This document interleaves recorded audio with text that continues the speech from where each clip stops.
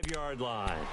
So now here are the Rams as their offense comes back out. And with this deficit, you can't have too many more drives like the last drive where you had to punt it away.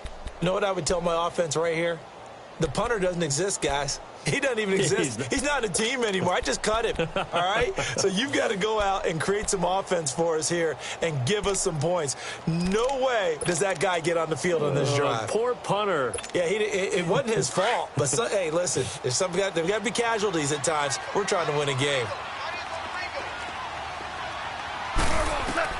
Now a first down throw. Gone.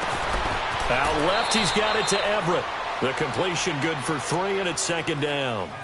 And, partner, I think that was a great example that not all tight ends are created equal because everything was right. Got the completion, but he's not one of the more dynamic guys in the league.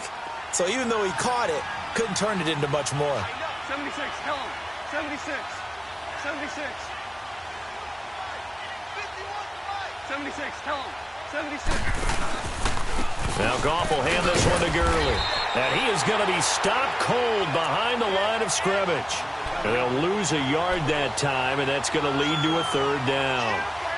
There's another example of why they haven't scored any points so far. I think it's time to abandon the run game, spread things out, and go to the air. It certainly can't be any worse than what they've done so far. The Rams on third down, just 1 for 3 thus far. This is 3rd and 8. Out of the gun, Goff. Into a double team, and it's intercepted. Picked off by Quan Alexander. And they are going to set up shop at the 40-yard line. That's now his second interception in as many weeks from his linebacker position. And think about all the different techniques he has to employ in a passing situation. Is he spot dropping because it's zone? Is he picking up man-to-man? Is he having to run with a running back or a tight end? In any event, great eyes, head on a swivel, and excellent hands. Yeah, versatility and showing those hands. Here's Mayfield. And he'll lose yardage here, back at the 41. It's a loss of a yard there, and now second down. That pass play wound up for negative yardage, so here's 2nd and 11. Gone, gone! Gone, gone! Gone, gone! Gone, gone! Mayfield looks to throw. It's a short one here, complete to his tight end. And he'll get it down on the play to the 37. 4 yards on the completion, and it sets up a third down. Now the Browns will use the first of their 3 timeouts, as it'll come with 15 seconds to play in the first half. They'll need to get it to the 30 for a first. This is third down. Gone, gone! Gone, gone! Gone, gone! Gone, gone! Working out of the gun, Mayfield. Oh, he's got a man wide open, complete. Now a timeout taken. Perhaps a chance for one more quick play and then another timeout if they hurry. We'll see.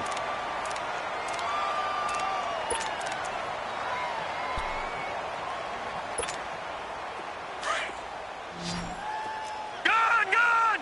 Gone, gone! Gone, gone! Gone, gone! First down, Mayfield. He couldn't quite hold it. Got hit. Ball pops out. Incomplete.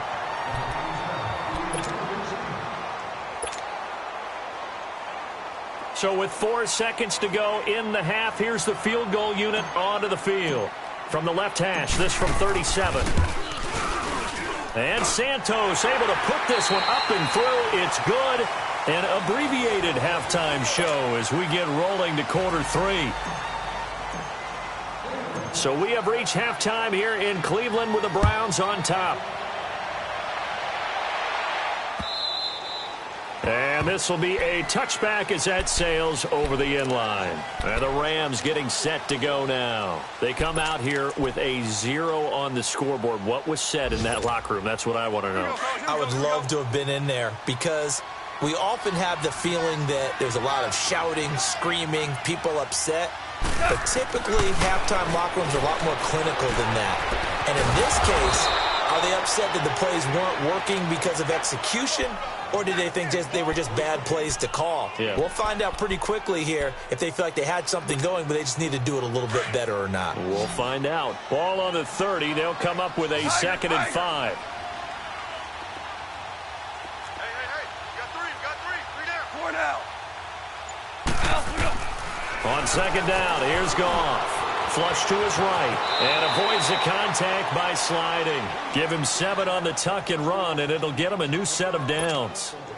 Last drive, remember, similar situation. He forced a ball into coverage through the pick. He learned better there. Yeah, similar to a golfer that's confronted with a shot that you just can't make. Sometimes you have to take your medicine, as they say, right? Just pull it down, take off, and go. Don't make something worse than what it was. And he'll get nothing out of that one. No gain on the play there. It'll be 2nd down. Well, that was a simple throw and catch, but even with that completion, 0 yards gained, so they're behind schedule on down and distance. I think they were hoping to get it to him. He could make a man or two miss, but that window closed quickly. Goff now to throw. A quick hitter complete. It's Reynolds. And he'll be taken down, but not before he works it past the 50. First target, first catch, and a 1st down. When you call a wide receiver screen, no matter how many blockers you get in front of the guy that catches the ball, there's still an aspect of the guy catching it, turning into a runner, breaking tackles and creating his own yardage, and he just did on that play. They go play action here on 1st down. Under pressure, and he will go down. Sacked back at the 46. Grady Jarrett in there to get him, and that's sack number 8 for him on the year.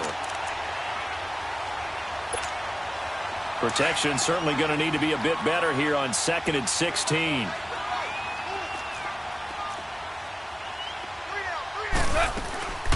They'll run it now out of the gun. It's a 6-yard pickup to get him back to the original line of scrimmage with 3rd down coming up. Running lanes were at a premium in the first half, but he's able to find some room there, and he's hoping that that's a precursor of a big second half. This offense in desperate need of a conversion as they come up on 3rd down.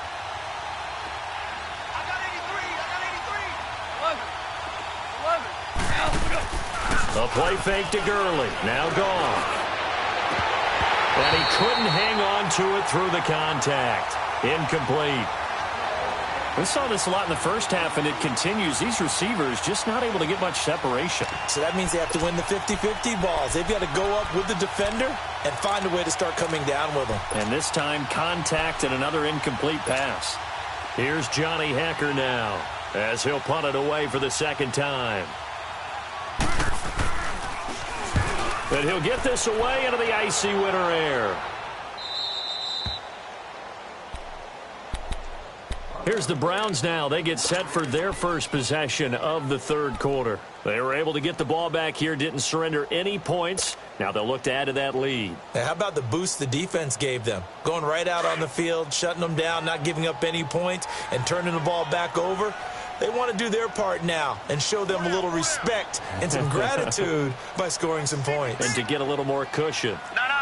Check. Patriot. Here's Nick Chubb as they try to fire up this run game. And he's up past the 10 to about the 12. And give him 4 yards there. It'll be 2nd and 6. In the first half, he was held in check on the ground, but despite that lack of production, they still have the lead. Yeah, and they've got to feel fortunate about that. If they could actually get production from their lead horse, that would help open up this offense and widen this margin, too. They run it again with Chubb. So he got free of 1 tackle, but couldn't do a whole lot else. 3 yards is half of what they needed. Now can they get the other 3 here on 3rd down? 3rd quarter and you've got the lead. You're not ready to go into that 4-minute offense to close the game out, but a running game can really benefit your team right now.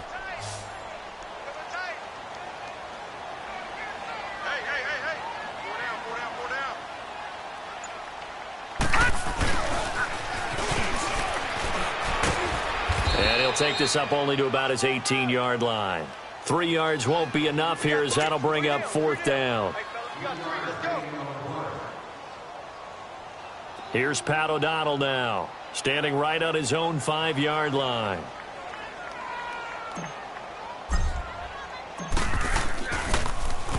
And he gets this away, and look at this. This is a good one.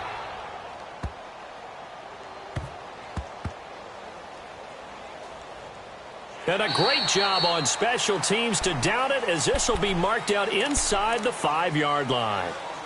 And now out on the field, here comes Los Angeles. These guys had to punt last time. It has not been a very fruitful game offensively thus far. They haven't even made a trip to the red zone. And I know that everyone's going crazy on that sideline because that drives you berserk to come off the field, not really move the ball well. As you said, not even get to the red zone, let alone, not even put points on the board. They've got to just take a deep breath, relax, try and figure out what is working, and call more of that. Here's Goff. Flushed out right. Now he's going to throw it back deep over the middle. And incomplete. Crisis averted. Almost picked. Instead, second down. And attempted a deep ball there. They didn't get it. But, boy, they're going to need a few of those to actually hit in order to get back into this game. Good thing they do have a little bit of time here still left in the contest. Decent-sized deficit, but not one that they can't manage. So now 2nd and 10 after the incompletion on first down. To throw is gone. Throw left side complete. That's Reynolds. And he'll be taken down for a loss back at the 3. He'll wind up losing a yard on the play, and that's going to lead to a 3rd and 11.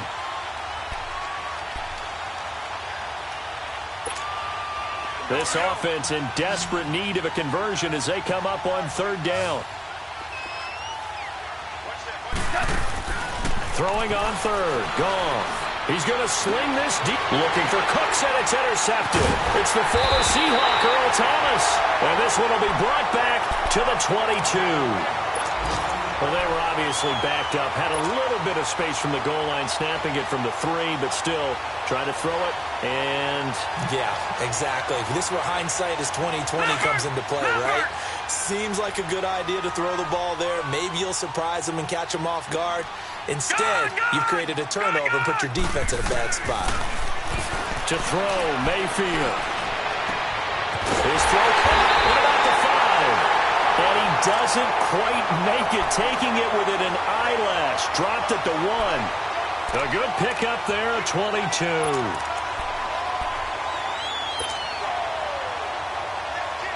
Now, what can they do here on 2nd and goal? 3 red zone trips so far have yielded 2 touchdowns and a field goal. They'll run it now out of the gun. And this one will wind up with him losing yardage back to the 4-yard line. It's a loss of 4 there, bringing up 2nd down. I think it's pretty evident. We can say what a difference a week makes. Last week, he ran pretty much wild, didn't he? Did pretty much what he wanted to do. But this one, they've stopped him cold. That, to me, that's good scouting and even better execution. Yeah, and they stopped him behind the line right there. They obviously watched the tape a few times and made some adjustments. From back at the 4, here's 2nd and goal. They come out here in the eye. Mayfield now. And this is caught. Touchdown, Cleveland. Cameron Meredith. 2 catches, 2 touchdowns here so far. And the Browns take advantage of field position on the turnover to cash this one in. Santos with the extra point. And that stretches the lead all the way up to 27. Santos out now. He'll kick it away. Here's Cooks on the return. And he'll get it up to about the 26-yard line, just across the 25.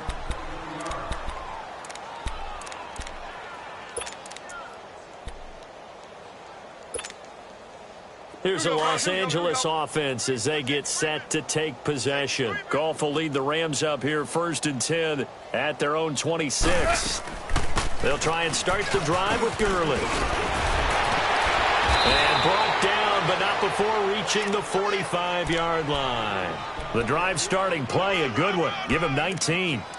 We'll definitely see some open running lanes, and he's taking advantage of it right now, but that shouldn't be a surprise. Defense has the lead. They're playing for the pass first. We got three, fellas. Gurley again here on 1st down. And he is met at the line of scrimmage, and he goes down right there. Ha-ha, Clinton Dix there for the stop. And this defense continues to give them fits. They just can't get really anything going on the ground, can they? I love the theme that you just brought up. This defense has been tough all game long against the run. We just saw another example of it there. Goff now looks to throw. He's going to loft one deep left side here. And that one falls incomplete. A 50-50 ball. A little dangerous. Could have been picked. Now it's third down. It's been this way most of the afternoon, hasn't it? This secondary really put this receiving core on lockdown. Listen, they've worked together like a basketball team that's playing excellent defense. Great communication. Doesn't matter whether it's man or zone. And especially against deep balls, as we saw there, they're not giving up anything to him. And he is tackled inside the 40, not quite to the 35. First target, first catch, and a first down. Goff now 10 of 16 throwing the football. It's first and 10. A shotgun snap for Goff. He'll throw underneath for Gurley. And he gets it down to the 32. 4 yards on the pickup, and that'll make this a second down. You got the big lead defensively. Willing to give him that underneath stuff, right? And this is why you work on your tackling. Tackle them after the catch, inbounds, keep the clock running. Just go ahead and bleed the game out that way. Now Goff. Dumps it off to Gurley. And he'll be a little shy of the 25 here at the 26-yard line. It's a gain of 6 on the play, and they'll be faced with a 3rd and inches. Everyone's got to be able to catch the football. Doesn't matter what position you play, but if you're on offense, be aware a ball may come your way. The offense on third down tonight, lacking much success, just 2 for 7 to this point. They're looking at third in the nose of the football. And they run with a backup. This is Thomas Rawls. Oh, now he bowls him over. And he's going to have a first down here as he gets this one to the 17-yard line. It's a 9-yard gain, and it keeps the drive moving. Now Goff. Wide open receiver complete. And he's able to work it here to the 8-yard line. 10 yards on the pickup there, and it'll be second down. I know many people like to throw to the tight end, maybe in a little flexed out position because he creates mismatches with his size. The slot receivers do the same thing with their quickness, their speed, and their route running savvy. The 6 yards on the pickup, and it leaves him with a first and goal. All right. Come on now. Check 43. Hey, let's go. Let's go, Here's Goff.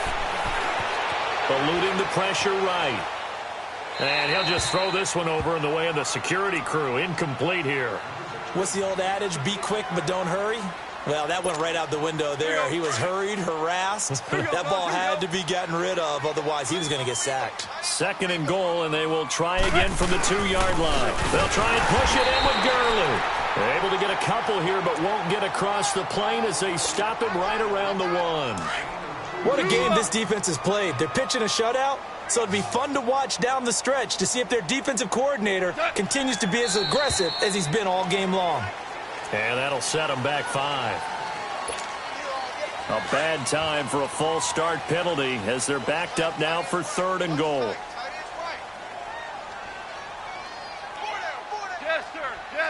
Jester. 12. Now it's gone. And he's going to go down. Sacked back at the 13-yard line. Vic Beasley in there to get him. And that's sack number 6 for him on the year. Time for a break. This one all over but the shouting. We'll finish it after this. And Zerline's kick is good. And high fives for that one as that drive ends in 3. Well, it's a Pyrrhic victory at best, but Charles, no team wants to get shut out, so it's hard to blame them for taking the 3 there. You can't blame them one bit. It hasn't been the best performance, that's for darn sure. But there is something to be said for fighting to avoid the goose egg, and they're at least trying to finish out strong. The Browns offense trotting back onto the field. They have the big lead here late. They protected their home turf well, didn't they? They certainly did, partner. And just think about how good that feels, because every team has a goal when they start the year to win at home. All right, and sometimes you don't win all of them, but they managed to get that done today. Just think about your routine stays the same. Everything's familiar. You feel right going into the game, and they translated that into a win. They did indeed. They protected the home field, and now the final stages. They run again on first down, Chubb, and very little room to maneuver. He'll get this down to about the 39. The tackle there by John Johnson. That's it. That's what you want. Straight ahead positive gain. Just keep that clock ticking.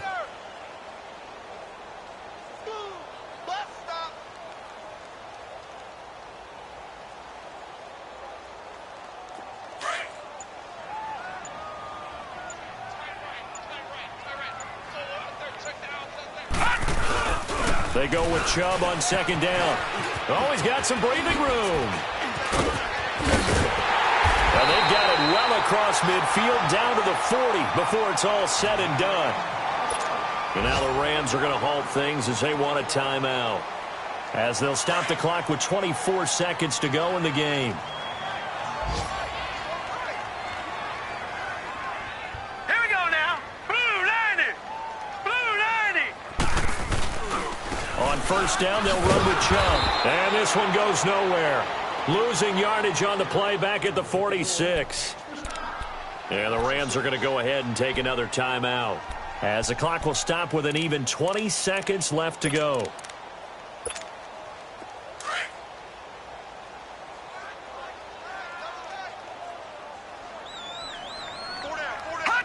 The D can only stop it one more time as they take the knee. And play is stopped here. Timeout. It's the defense calling the timeout here, as they get it with just 19 seconds left on the clock. And they'll indeed take a knee. Listen, anytime you take a knee to end a game, that means you've won it. So it doesn't matter whether it's home or on the road, but there's something a little extra special about doing it in front of your home crowd, isn't there? And the home crowd applauding. They're happy with what they've seen. Chalk this one up in the left-hand column for a win. Yeah, that's right. Head to the locker room, throw the wristbands in the crowd for the kids, your gloves, your towels. Get to share it with the home team. And, Charles, I think when the schedule comes out, all teams, no matter where they're predicted to finish, talk about protecting your home turf. They were able to do that here in this one. Similar to a tennis match, right? Not letting them break your serve. That way you hold on to it. They got it done, and they feel very good about that victory. So for Cleveland, they continue to make their case for the playoffs as they move to 9-3. And they will hit the road next week to take on the Cincinnati Bengals. Meanwhile, for L.A., it was a win they needed to turn the season around, but instead, they fall to 5-7. And they'll be back home next week for a date with the Washington Redskins. So for our entire crew, alongside Charles Davis, I'm Brandon Gaudin. Thanks for watching, everybody. We'll see you next time.